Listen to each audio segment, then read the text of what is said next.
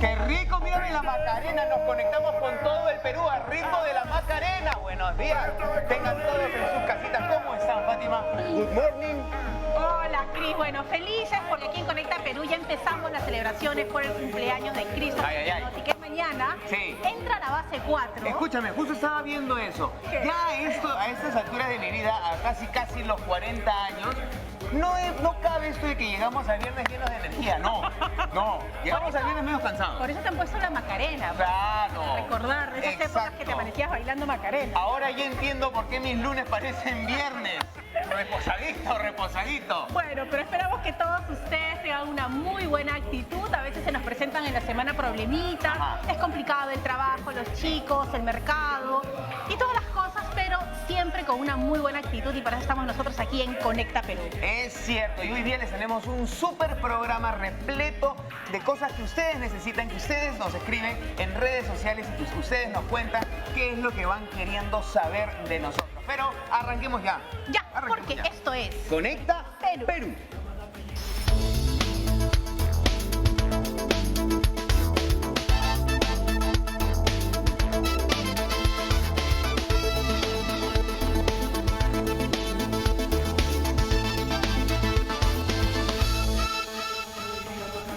Ya estamos aquí con toda esa actitud positiva y como lo decía Cris, hoy tenemos un gran programa. En primer lugar vamos a estar tratando el tema del viaje seguro. Es Semana Santa, es un momento de reflexión, muchas familias deciden tomar estos días para salir fuera de Lima o para moverse dentro del Perú. Los que son de Trujillo se van para el Cusco, los del Cusco para Ayacucho, etc. Y es importante saber que si vamos a tomar un transporte público, si vamos a ir en nuestro carro, hay que tener todo un plan de seguridad al momento de viajar. ¿Cómo lo hacemos? Hoy se lo contamos. Eso es muy importante, como también es importante, Fátima, ¿qué tanto conocemos de seguridad vial? Muchas personas se movilizan en bicicleta, muchas personas utilizan el scooter, muchos utilizan el patín, muchos caminan, muchos el transporte público, pero ¿qué tanto conocemos de qué es lo que nos corresponde como peatones, qué es lo que nos corresponde como ciclistas, por dónde debemos ir, cómo debemos ir? Hoy día vamos a desarrollar un poquito más porque se han reportado algunos accidentes que no deberían de ocurrir si es que nosotros tenemos toda la información correcta. Bueno, y también hoy vamos a hablar cómo recuperar el turismo y que este sea sostenible, es decir, que se mantenga en el tiempo, que no se trate solamente de una moda, sino que haya toda una cultura, primero interna. Para generar mayor turismo tenemos que fomentar primero que nosotros mismos, las familias, los jóvenes salgan a conocer el Perú y luego hablar de ese turismo de la gente que llega del exterior. Pero cómo lo hacemos sostenible, cómo lo impulsamos, es una gran cadena productiva y que genera economías muy sólidas en los países, así que hoy también lo vamos a aprender. Además, también estuvimos conversando en el transcurso de la semana sobre qué tipo de suelo tenemos en nuestro país, qué tipo de suelo tenemos en nuestra ciudad también y cuáles son los tipos de suelos donde uno podría vivir. Y Perú entró en un ranking mundial donde no quedó muy bien parado, pues resulta que nosotros tenemos la peor calidad de aire en la región. Y esto viene con unas cifras bastante perturbadoras, ya que nuestro oxígeno está sumamente contaminado y eso obviamente a futuro nos puede traer muchísimas consecuencias. Vamos a ahondar porque esto sí es un tema que nos compete absolutamente a todos. Hoy tenemos un súper programa bien cargado, mi querida Fátima, déjame decir. Bueno, y también vamos a hablar de un tema que nos duele a todos porque lamentablemente debido a las intensas lluvias ya se han confirmado un número importante de fallecidos por el dengue al norte del país. Desde que iniciamos este programa estuvimos dando las alertas. El primer programa y el segundo hablamos sobre el agua, el cuidado y decíamos qué pasaba con esta picadura de mosquito. Lamentablemente estos momentos duros que están pasando los familiares de los fallecidos deben de servir para algo, deben de servir para trabajar la prevención. Así que hoy también vamos a tratar ese tema porque no podemos estar ajeno a las cosas también negativas que a veces nos suceden como país. Eso es cierto y ya sabes también que te conectas con nosotros en redes sociales, en Facebook como Conecta Perú TV, también en Instagram y por supuesto en TikTok. Déjanos tu comentario, qué es lo que quieres saber, qué es lo que nosotros podríamos comunicarte que te pueda servir muchísimo a ti, a tu familiar o a un amigo. Bueno, y queremos, como siempre, decirles gracias por la cantidad de mensajes que nos están enviando a nuestras redes sociales. Se pueden comunicar con Christopher, conmigo y con todo el equipo de producción. Si pasa algo en su localidad, en su comunidad, si tienen alguna duda de algún trámite, si tienen un problema y no encuentran la solución, recuerden que estamos aquí para conectar, para desarrollarnos y salir adelante. Y ahora nos vamos con Christopher, que nos trae importante información. Chris. Te cuento, mi querida Fátima, que ya nos vamos a conectar con Vanesita desde el Centro de Gestión y Monitoreo de la Sutram en Jesús María. Aquí nos vamos a enterar un poquito más del plan que se viene. ¿Cómo estás, Vanesita? Buenos días. Así es, Fátima, Christopher y todos nuestros amigos de Conecta Perú, ¿qué tal? Buenos días. Y es que ahora nos encontramos en el local de la Sutram. Ya se vienen estos feriados largos por Semana Santa. Muchas personas van a aprovechar estos días para desconectarse un poco y viajar. Y por ello el Ministerio de Transportes y Comunicaciones está presentando el plan Viaje Seguro. Por ello vamos a conversar con el viceministro de Transportes, el señor Alberto Ñeco, quien nos brindará más detalles sobre este plan. ¿Qué tal? Buenos días, bienvenido a Conecta Perú. Muy buenos días. Así es, ante los feriados de Semana Santa se prevé un incremento en la demanda de servicios de transporte terrestre y en la afluencia vehicular en la red vial nacional, por lo cual el Ministerio de Transportes y Sutram han visto necesario el lanzamiento de este plan Viaja Seguro. Es un plan mediante el cual vamos a intensificar la supervisión y la fiscalización, no solamente en los terminales terrestres, sino también en diversos puntos de la red vial nacional y en puntos urbanos, fijos y móviles, ¿no? A través de las unidades desconcentradas en 21 regiones, 900 inspectores a nivel nacional, la Sutram se va a hacer presente en diversos puntos de terminales terrestres, así como en puntos de la red vial nacional, para garantizar que se estén cumpliendo las normas que rigen el transporte terrestre, así como las normas de tránsito a nivel nacional. ¿Cómo se encuentran actualmente las carreteras? ¿Se encuentran libradas? ¿Se tiene algún tipo de información respecto a ello? Bueno, desde que se inició la emergencia como Ministerio de Transportes hemos intervenido más de 730 emergencias viales a lo largo de la red vial nacional concesionada y no concesionada. Es cierto que aún se mantienen algunos puntos en la red vial nacional con paso restringido y con paso interrumpido, pero nosotros no hemos dejado de trabajar 24 horas, 7 días a la semana en coordinación estrecha con los gobiernos regionales y los gobiernos municipales para justamente liberar las vías. Aún se siguen dando las emergencias, la zona norte se fue declarada en nivel 5 de emergencia y nosotros hemos concentrado muchos de nuestros recursos para atender las emergencias ahí y estamos manteniendo presencia en donde se produzca una para justamente poder solucionar en el más breve plazo posible. Muchas gracias, viceministro. Y si ustedes están pensando viajar y precisamente tienen algunas dudas respecto a cuáles son estas vías que aún se encuentran, pues, que no pueden transitar, esto y mucho más van a poder conocerlo a través del mapa y de un aplicativo también llamado Viaje Seguro. Por ello vamos a conversar con el subgerente de la Supervisión Electrónica de la Sutram, el señor Renzo Torres, quien nos brindará información respecto a ello. ¿Qué tal? Buenos días. Sí, buenos días. Se ha puesto a disposición un mapa de alertas, el cual se encuentra en www.gov.p/Sutram.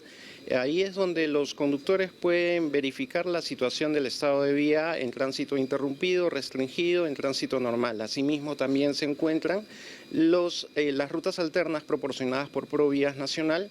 Y también tenemos el Fiscafono, que desde hoy empieza a funcionar para el público en general, para los transportistas y también para los conductores. Aquellos que presenten alguna incidencia durante su recorrido o algún accidente, nos pueden comunicar a través de este Fiscafono acá en el Centro de Gestión y Monitoreo, que trabajamos las 24 horas, los 365 días del año.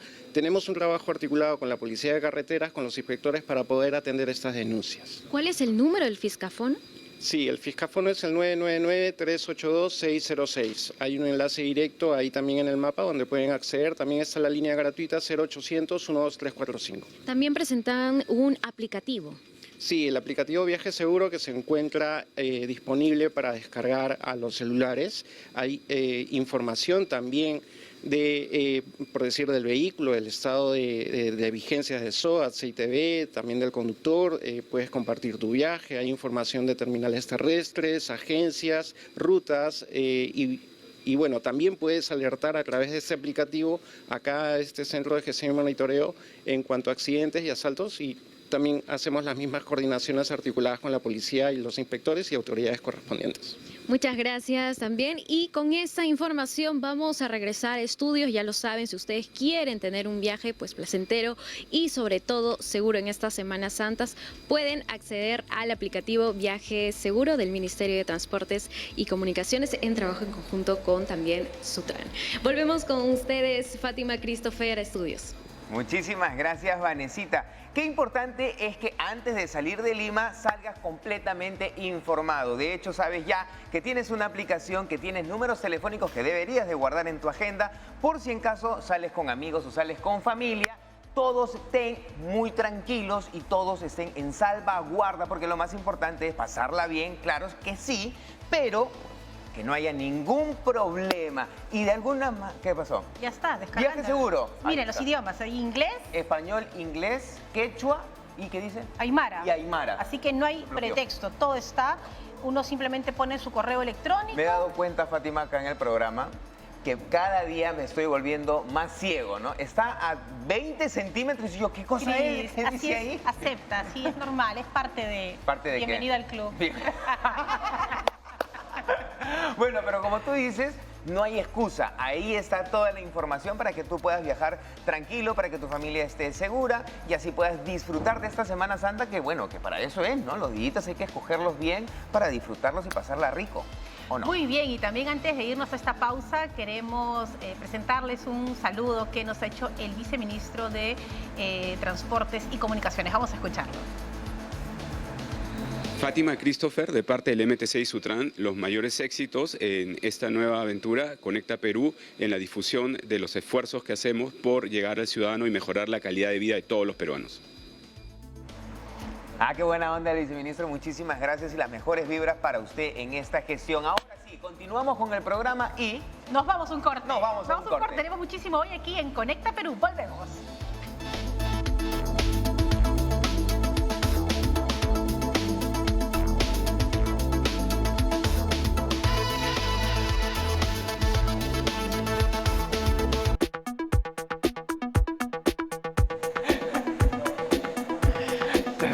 Ya estamos de regreso en el programa. Ya hace un momento nosotros hablábamos de qué tanto conoces de seguridad y educación vial. Se han presentado muchos accidentes a raíz de que muchas personas ahora tenemos distintas modalidades para ir a trabajar, para ir a estudiar, pero esto también ha traído algunas consecuencias, Fátima. Bueno, y hoy tenemos un importante especialista, nos acompaña Luis Quispe Candia, él es presidente de la ONG Luz Ámbar, que ya desde hace mucho tiempo viene trabajando incansablemente para hablarnos de este tema. Luis, bienvenido a Conecta Perú. Son muchos años hablando de este tema. No, ciertamente. Gracias, Fátima, por la invitación. Igualmente, Christopher. Gracias por estar aquí. Pero, ¿en qué situación nos encontramos ahora? Porque las noticias siguen siendo como que las mismas y a veces nos alarma el aumento de las cifras. ¿Qué está pasando en el país con la seguridad vial? Bueno, lamentablemente, como bien señalas, la situación prácticamente sigue igual y diría incluso peor, ¿no? Los problemas son varios, son muchos factores, ¿no? Y recordemos que hace un mes más o menos, un estudio de mercado del Reino Unido ha publicado una encuesta y nos ha puesto en el segundo lugar con los peores conductores del mundo. Claro. Y los no nos mejores sorprendemos. Japón. De modo que Y lamentablemente no nos sorprendemos con eso, ¿no? no nos sorprendemos porque somos parte del problema, ¿no? Exacto. No estamos tomando conciencia de lo que está ocurriendo en nuestro país. Si hiciéramos una correlación entre habitantes, número de vehículos y accidentes, nosotros somos 32 millones de habitantes, hay un promedio de 3 millones de vehículos y ocurren 3.500 muertes al año, mínimo. Enorme. Si en nuestro país vecino del sur, ellos son algo más de 15 millones de habitantes, tienen 5 millones de vehículos más que nosotros y mueren 1.500 personas. Si comparáramos con un país europeo como España, que tiene más o menos la madre tierra, pues bien, la madre patria, ellos son 50 millones de habitantes, tienen 35 millones de vehículos y mueren 1.500 personas. Claro. Claro, es Entonces, complejo, las cifras... es Ahora, enorme. ¿dónde empieza el problema? O sea, uno va al colegio, a nuestros hijos les enseñan seguridad vial, les enseñan el semáforo, respetar al peatón, bueno, crecen, se van a la universidad, estudian, sacan el brevete, la licencia de conducir o decido dedicarme a trabajar como chofer de transporte. ¿En qué momento todo se desordena y nadie hace caso? De un comienzo. En nuestro país no está establecido impartir el conocimiento de las normas de tránsito desde la formación de los niños, ¿no? Inicial, primaria y secundaria. Faltaría más entonces. Hay que hacer conocer la norma. El Reglamento Nacional de Tránsito, es importante decir, es la norma primigenia, es lo más importante, porque ahí están las obligaciones y los derechos de todos los usuarios de la vía, de conductores, peatones, vehículos motorizados, no motorizados, inclusive los vehículos de movilidad personal, estos últimos, llamados scooter. De modo que si no conocemos la norma, es difícil comportarnos bien. Por eso la importancia de incorporar en el sílabus, o en todo caso hacer programas permanentes durante todo el año para hacer conocer a los niños las normas de tránsito. Igualmente, la licencia de conducir, consideramos que es muy laxa la evaluación, porque están las 200 preguntas publicadas en la página web del MTC, y el que quiere acceder a una licencia de conducir simplemente baja las preguntas, ensaya las respuestas, en 2 o 3 días está listo para dar el examen. Y aún así, el Touring Club hace conocer del 100% que se presentan a un examen de conocimientos del Reglamento Nacional de Tránsito, del 100%, el 60% son desaprobados en el primer examen y el 40% en el segundo examen. Ahora, por ejemplo, ahí sí, y creo que voy a hablar por muchas personas, de hecho, de alguna manera también esto deberíamos de regularlo, porque yo recuerdo hace algunos años, por ejemplo, cuando empezó la campaña del cinturón de seguridad, que en nuestro país nadie lo utilizaba, ni el chofer, ni nadie en el carro, pero sin embargo se hizo una campaña para poder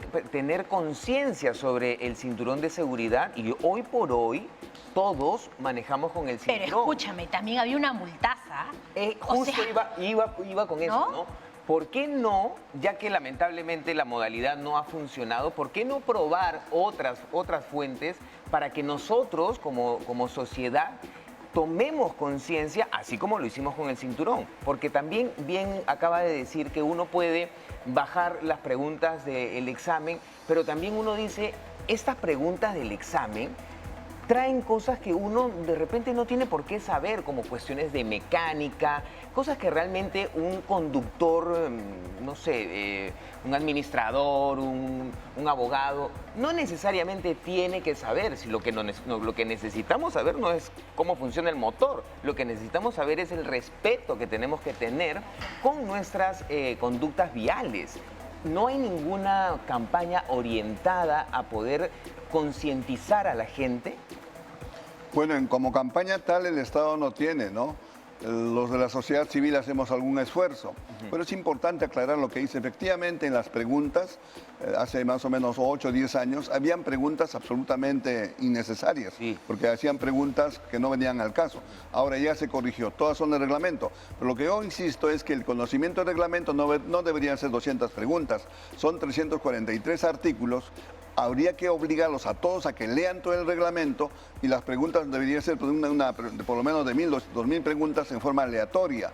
Solamente como un ejemplo, en Londres, para dar autorización a un taxista, tienen que dar un examen de una base de datos de 20.000 preguntas. Entonces, vamos, darles la facilidad. Y lo peor, y hay que decirlo claramente, recordemos que están denunciados funcionarios del Estado por haber vendido licencias de conducir. Hacían una organización criminal en Junín donde vendían licencias de conducir. Claro. O sea, hemos llegado a un extremo, ¿no? Claro. Estaban vendiendo muerte ahí. Evidentemente son responsables sus funcionarios de las muertes en las carreteras de nuestro país, en las ciudades de nuestro país, porque han accedido a una licencia de conducir sin conocer un ápice del reglamento, ¿no? Ahora, decías algo muy importante, Luis, respecto al tema de este examen que uno da en el Touring. Es una rutina que uno se la aprende y pasa. Antiguamente, para sacar la licencia de conducir, tenía que hacerlo en la calle.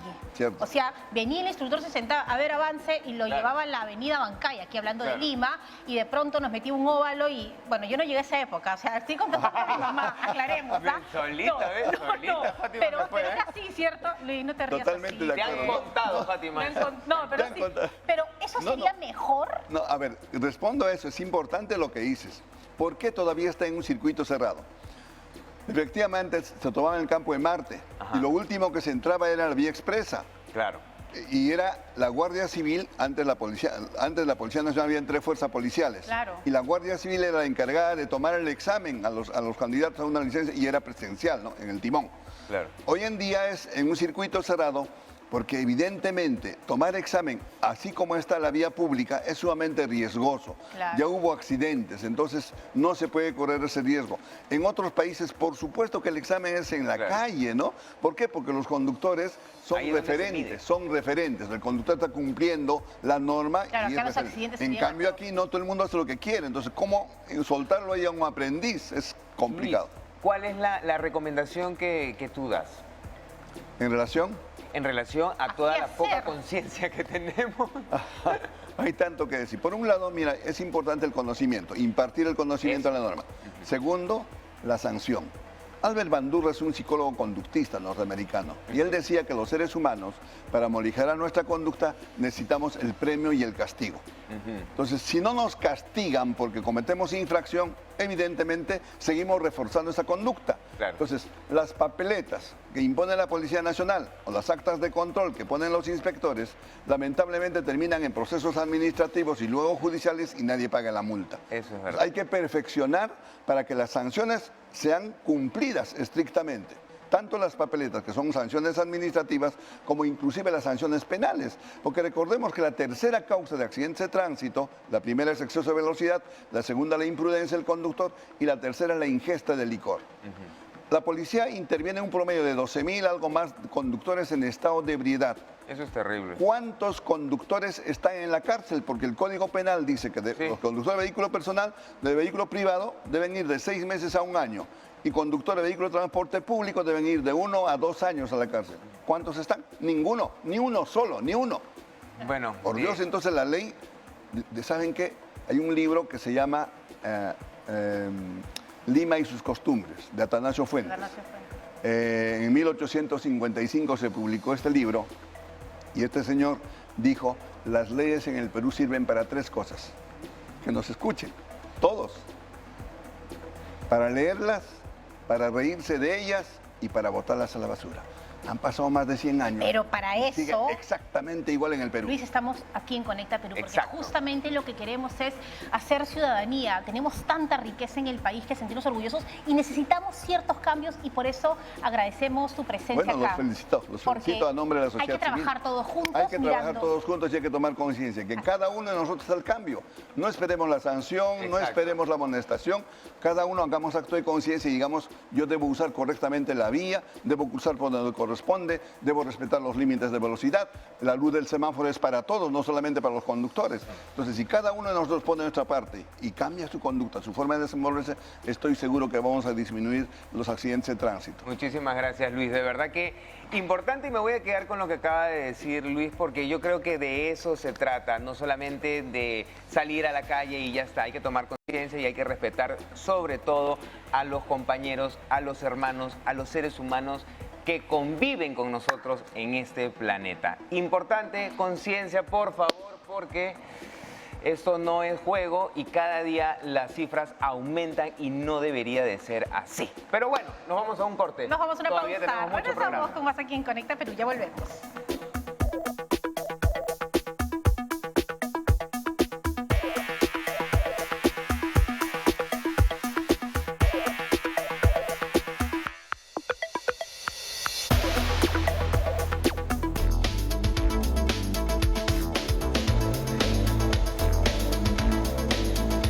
Ya estamos de regreso, Fátima. Bueno, estamos aquí y con buenas noticias porque cuando uno habla del espacio se imagina muchas cosas. Cuando uno es niño piensa pues en las estrellas, en Marte, en Júpiter, ¿no? Lindo. Y de verdad ahora estamos sorprendidos con una curiosa noticia, que hay melodías peruanas enviadas al espacio. Qué bonito, ¿no? ¿De qué se Así, trata? Como para que nos recuerde la eternidad. Claro, ellos dicen, ¿no? Por si acaso haya vida en otros planetas que sepan que aquí en la Tierra estamos con melodías del Perú y que vengan para acá. No lo sé, pero bueno, vamos a ver la nota. Que nos lleve.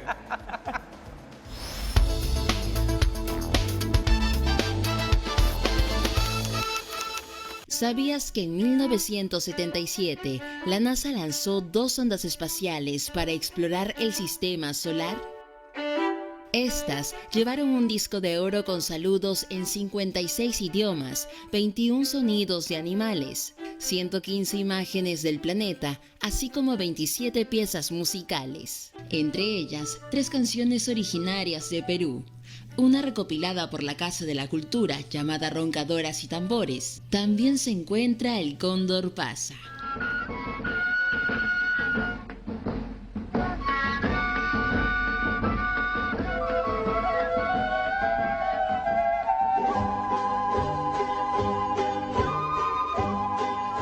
Y la otra, llamada Canción de Boda, grabada por el músico estadounidense John Cohen e interpretada en quechua por una adolescente huancabelicana, cuya identidad nunca fue revelada.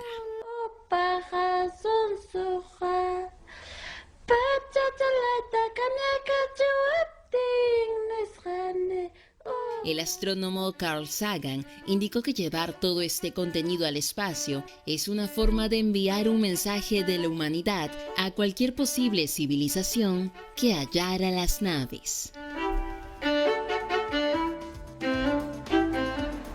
¿No te digo que era para quedarnos en la eternidad? Claro, y ojalá manden ahí música de Chabuca Granda, de Victoria Santa Cruz, ahí también para que se escuche en el mundo.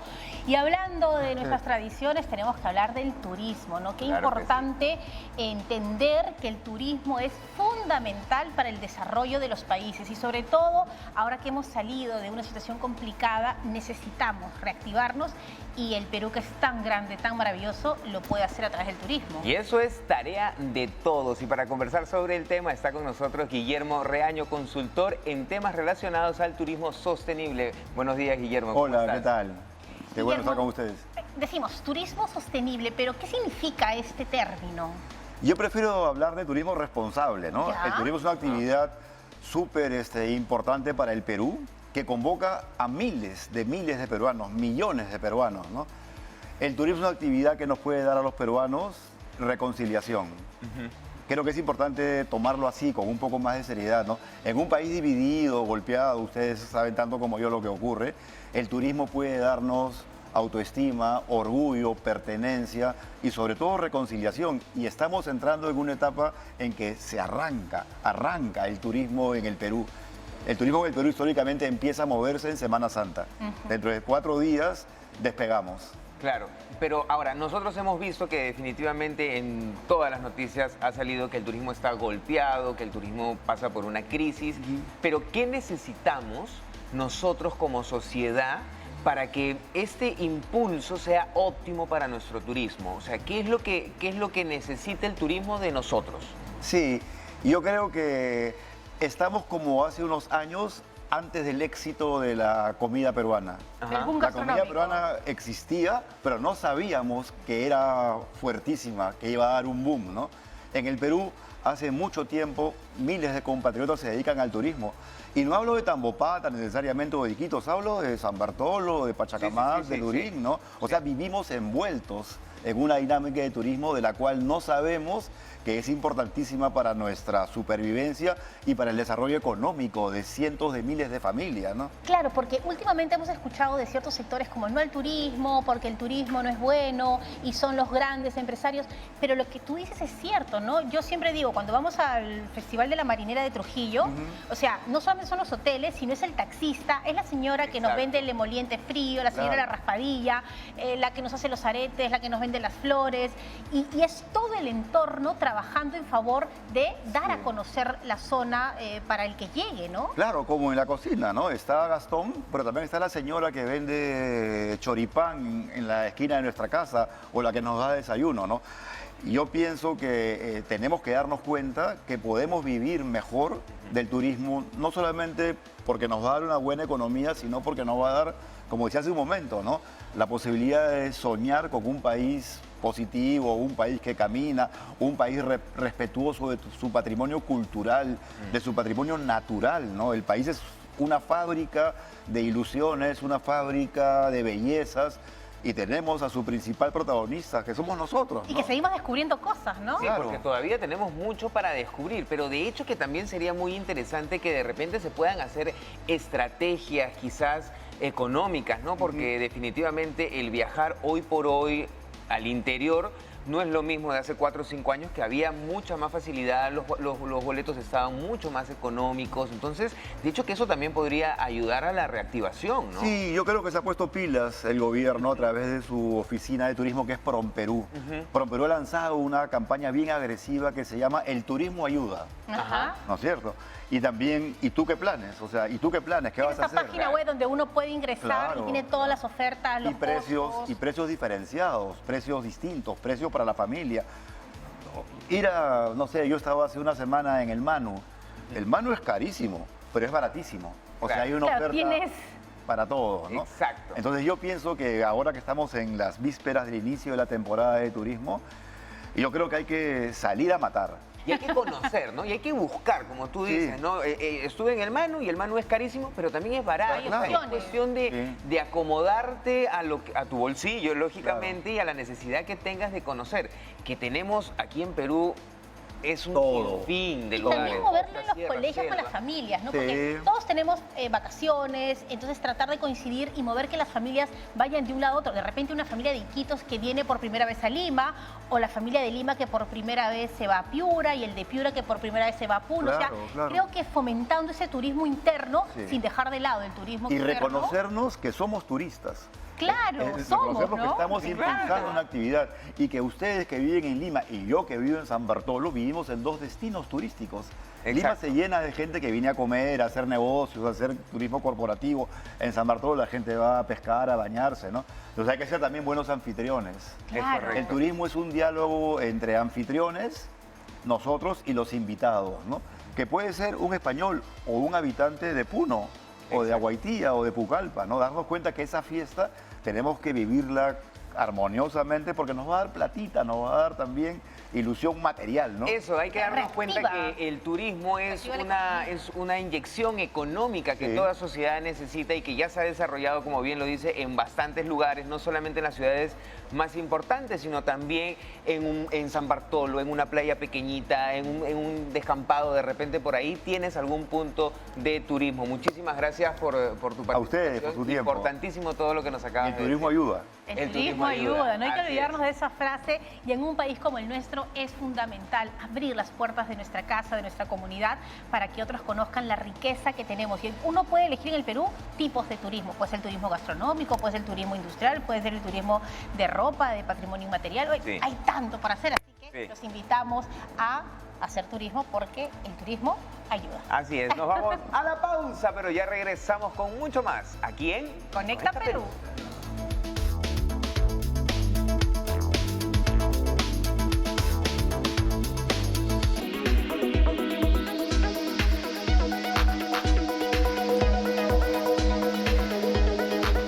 Ya estamos de regreso aquí en Conecta Perú. Ya sabes que te conectas con nosotros en redes sociales, en Facebook, en TikTok y también en Instagram como conectaperú.tv. Ya hace un instante yo les hablaba sobre que el Perú tiene una de las peores calidades de aire en Latinoamérica según un ranking mundial que no salimos bien parados.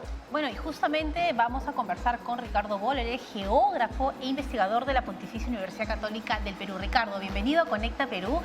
Y ahora vamos a entrar a este tema del aire. ¿Qué ha pasado? ¿Siempre ha sido así? ¿Siempre hemos estado en este ranking? ¿Hemos empeorado? En tu experiencia, ¿cómo lo ves? Bueno, primero muchas gracias por la invitación, creo que es un tema muy importante, tenemos que hablar de él. Lo que sucede es que primero estamos en un espacio en el Perú muy particular, porque tenemos un fenómeno que se llama inversión térmica. Como usualmente tenemos una corriente fría, que ahora está medio tibia, Sí. y tenemos la cordillera de los Andes, los vientos se quedan atrapados. Entonces, eso hace que, digamos, el aire no se refresque fácilmente en la ciudad de Lima. En otras partes de la costa, debo decir, hay aires más frescos, en los valles de los Andes, en la selva, por supuesto, tenemos estos vientos que se llevan, digamos, la contaminación. Luego tenemos una ciudad con 10 millones de habitantes, con fábricas, ¿no? Con una gestión no siempre la mejor de residuos sólidos, es decir, de basura. Además, dependemos mucho del agua que viene de los 3 valles de Lima, ¿no? Tenemos el Chillón, el Rímac y el Lurín. Valles y ríos que lamentablemente nosotros también contaminamos. Entonces, Lima está muy expuesta a la contaminación. Ahora, definitivamente, al margen de que Lima está expuesta, nosotros somos un factor importantísimo y colaboradores de esa contaminación. ¿Qué tan grave va a ser esto en el transcurso del tiempo? ¿Esto cómo va a empeorar? Porque no voy a preguntar cómo va a mejorar. Yo creo que hay dos procesos, ¿no? Lamentablemente, como tú dices, hay un proceso de empeoramiento, ¿no? Porque cada vez consumimos más, cada vez producimos más basura, cada vez que el país se va industrializando, entonces cada vez vamos a tener más problemas por un lado. Pero por otro lado, yo creo que la sociedad cada vez está más preocupada por estos temas. Hace unos años no se hablaba en televisión de contaminación, por ejemplo. Ahora se estudia en las escuelas, hay carreras especializadas. Hasta el derecho está trabajando el derecho ambiental ya desde hace varios años, por ejemplo. Entonces se habla mucho de estos temas y creo que hay otro proceso que nos da una luz al final del túnel, que nos dice que sí, que probablemente aparezca más tecnología, nueva reglamentación, una conciencia en las personas también que es importante. Sí, Ahora, ¿no? yo me acuerdo, era chica, que en Año Nuevo uno quemaba muñecos, Claro. ¿no? Y hay una costumbre de quemar los desechos en muchos lugares del Perú. Y a pesar de que uno les dice que es malo, es difícil a veces cambiar la idiosincrasia. ¿Cómo se trabaja este tema cuando está tan arraigado en algunas zonas? Bueno, es muy difícil, ¿no? Porque la gente se rehúsa a dejar sus tradiciones. Por ejemplo, en Año Nuevo quemamos muñecos, como tú dices, pero también usamos fuegos artificiales. Lo que sucede en la ciudad de Lima es impresionante, porque tenemos 10 millones de personas, tenemos casi 50 distritos, y después de los fuegos artificiales que todos vemos, viene una nube que huele a pólvora terrible. Y a veces se mantiene hasta el día siguiente incluso. Y luego tenemos pues todo en el piso, ¿no? Todos los residuos. Más toda la basura que hemos producido, por ejemplo, con la envoltura de los regalos. Claro. Y esto pasa en muchas fiestas en general, ¿no? En fiestas populares, por ejemplo, en las fiestas religiosas, en las fiestas populares, en las distintas provincias del Perú, hay toda esta actividad comunal y cada vez más estamos usando más, por ejemplo, vajilla descartable, ¿no? Y todo eso muchas veces termina en un mal lugar o en el río, ¿no? Pensando que, bueno, el río se lo lleva y ya nos podemos olvidar del asunto, pero estamos solamente trasladando la basura, ¿no? Claro, ahora, la industria tiene que darse, porque el mundo sigue creciendo y es inevitable. El tema de las tradiciones se van a dar. ¿Cuál es la contraparte? Es decir, si yo sé que el comportamiento humano va a ser ¿qué debo de hacer? ¿La tecnología debe ser un aliado para contrarrestar? Porque claro, es muy fácil, no hagan, prohíbo todo, pero hay cosas que no se pueden prohibir. ¿Qué contrarresta para tener este mundo mejor que todos? Bueno, deseamos? yo creo que primero la presión ciudadana es muy importante y ahí por eso necesitamos información y además, digamos, una discusión abierta, ¿no? Porque los patrones de comportamiento pueden cambiar, ¿no? Entonces, por ejemplo, de repente sí vamos a seguir utilizando vajilla descartable, pero vamos a pedir una vajilla descartable biodegradable, que ya existe y que ya se produce en el Perú. Entonces tenemos que alentar que también, y ahí viene también el papel del Estado, que puede alentar, que puede, por ejemplo, quitar impuestos parcialmente, que puede crear fondos, como lo que está pasando, por ejemplo, con la gasolina, ¿no? Que es uno de los grandes contaminantes que tenemos, porque primero libera CO2 en el ambiente, causante de gran parte del cambio climático. Pero, por ejemplo, estamos pasando al gas, ¿no? Sí, aquí lo importante, más allá de que siga siendo fósil o no, es que nos estamos abriendo al cambio, que la tecnología está pensando en nuevas formas de energía. Entonces pronto pasaremos a, por ejemplo, los autos eléctricos tal vez, pasaremos a las energías renovables como la energía solar, la energía eólica. Entonces yo creo que sí estamos avanzando. Me gustaría que fuéramos más rápido y necesitamos ir más rápido. Sin duda lo que tú nos mencionas nos da un poquito de aliento y nos dice, bueno, no va a estar tan oscuro el panorama. Pero también tenemos que tener mucha conciencia y, como bien dices, hay que colaborar y hay que exigir y conocer las otras alternativas que hay. Hay ya materiales biodegradables, ya se están usando, entonces también nos corresponde a nosotros. Y también las realidades, ¿no? Porque dicen, compren esto, claro, pero si yo vivo en un asentamiento humano, con la justa tengo para comer, ¿cómo hago para botar mi basura? No llega el camión, yo no tengo tiempo, o sea, es que de verdad es difícil, pero creo que, como dices tú, informándonos y trayendo a los expertos, podemos en algo todos pensar un poquito más y dar soluciones de acuerdo a las realidades. La información es crucial, como tú dices, ¿no? Porque podríamos decir que hay responsables, como por ejemplo no usan detergente biodegradable.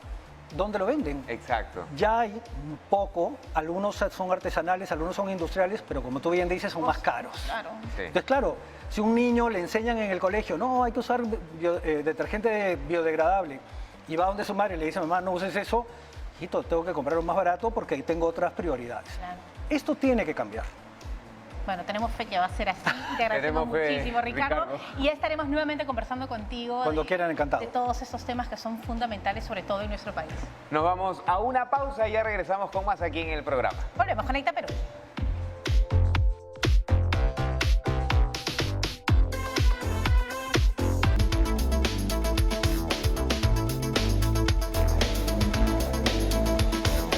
Ya estamos de regreso y como siempre, gracias a toda la gente que se conecta en redes sociales con nosotros. Pero hace rato hablábamos de, lamentablemente, el dengue, la zika y la chikungunya. Ajá. Chikungunya, que lamentablemente ya se están presentando en nuestro país debido a lo que se ha debido venir con respecto a los huaicos y a todas las precipitaciones. Hoy día estoy trabado, sí. Pero bueno, ustedes me entienden. Bienvenido al club. Bueno, vamos a ver una nota sobre lo que está sucediendo y luego vamos a tener un importante especialista con nosotros. Adelante.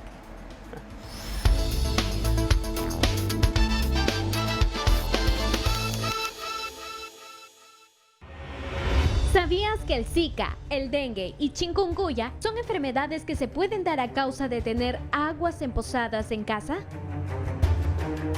Es por ello que hoy en Conecta Perú conversaremos con el médico infectólogo de salud, el doctor Edwin Neciosub, quien nos brindará algunas recomendaciones para evitar estos males.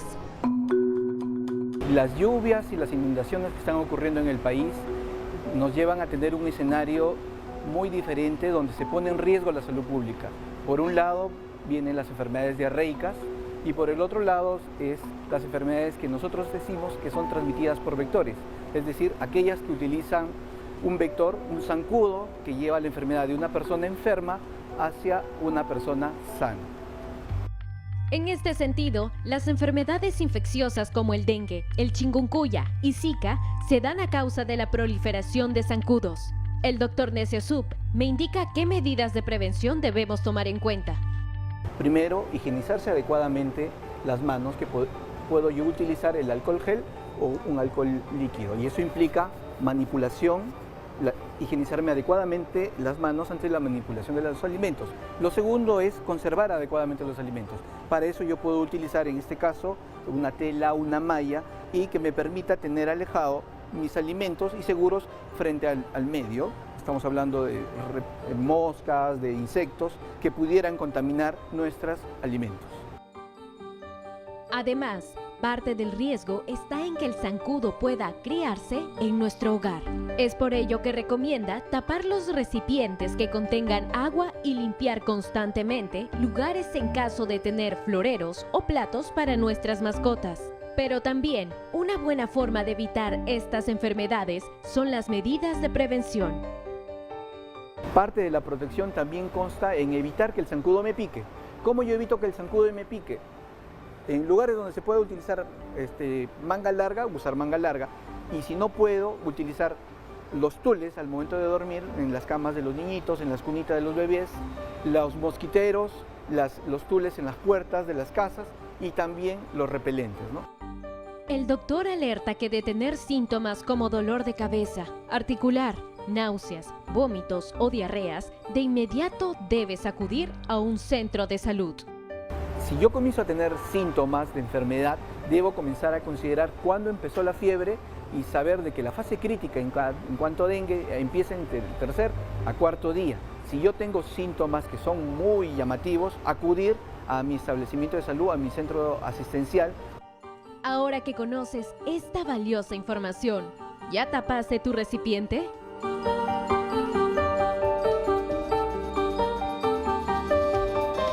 Gracias a Vanessa Trevejo, como siempre, una nota muy importante, y es que en Piura se confirman 3 fallecidos por dengue tras intensas lluvias, Fátima. Bueno, y estamos ahora con Manuel Espinosa, él es médico infectólogo del Instituto Nacional de Salud para hablar sobre este tema. Manuel, bienvenido.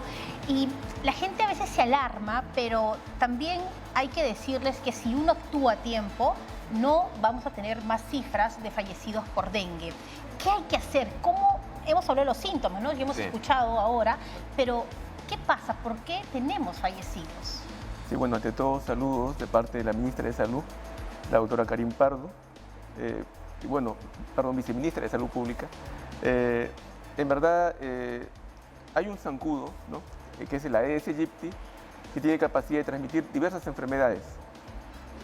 Este zancudo o mosquito puede transmitir el dengue, que es el más conocido, lo que ustedes dijeron hace un momento, la chikungunya, el Zika, y en el pasado en Lima producía la fiebre amarilla urbana.